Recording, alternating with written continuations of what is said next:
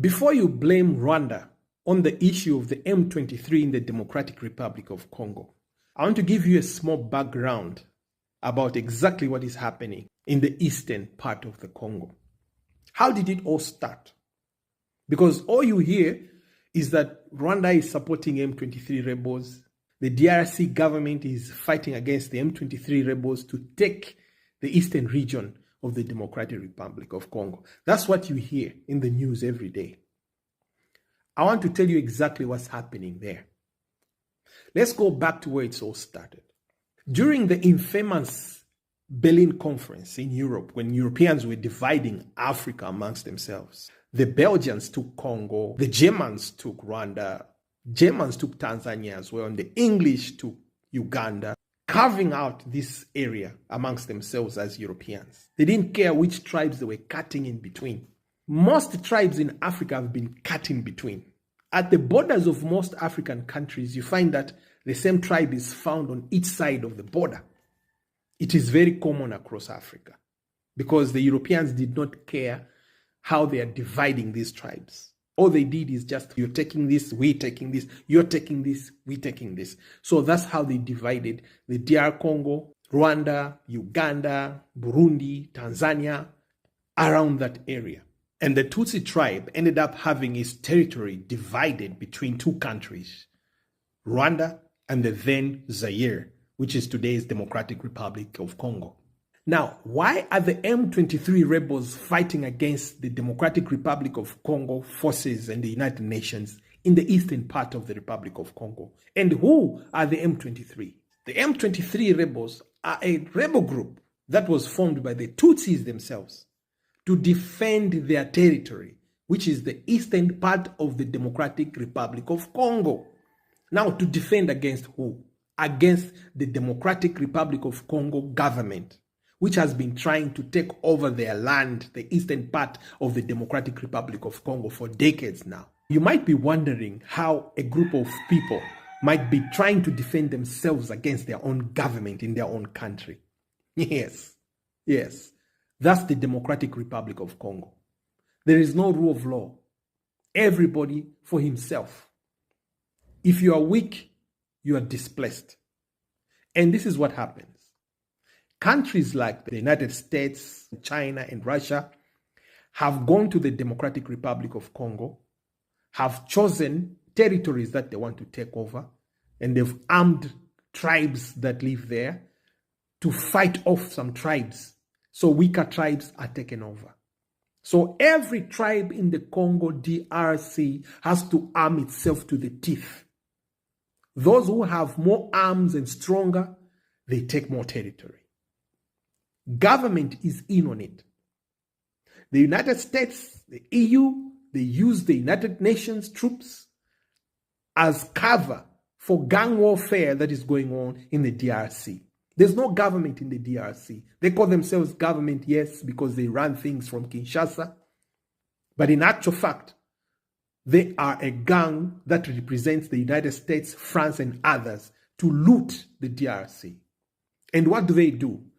The Democratic Republic of Congo forces themselves will go out there and displace their own people off their land and allow American, British, and Belgian and French companies to be mining on those lands while the indigenous people on those lands have been displaced into refugee camps. Some have been displaced into other countries.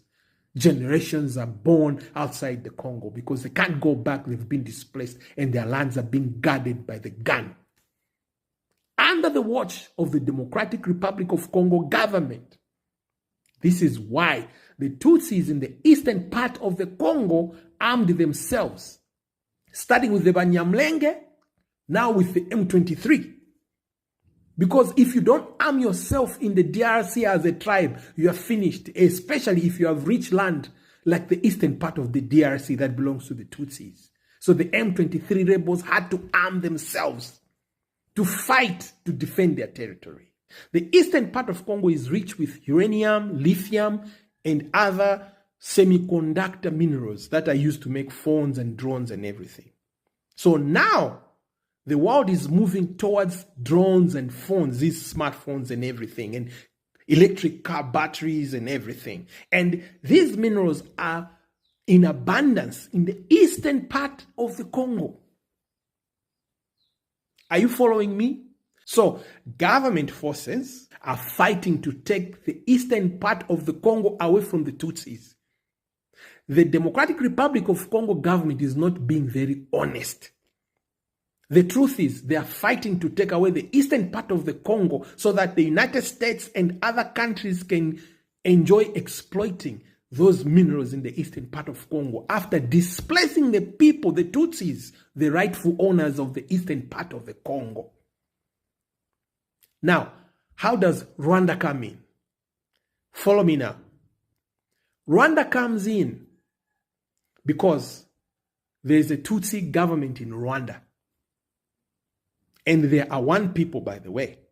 They are just divided by the borders. They speak one language. They have one culture. They have the same religion. So they went to Rwanda and asked for help from Rwanda.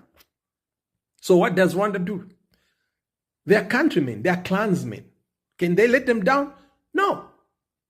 Because even when they are mining their own land as Tutsis in the eastern part of the Republic of Congo, they are not going to export their minerals that they are mining from there through Kinshasa or through other places. They have to find safer routes that they trust. So where are the safer routes to get the minerals out? It's Rwanda and Uganda. Do you understand what's going on here? So they fostered a relationship with Rwanda. Now, what does Rwanda benefit?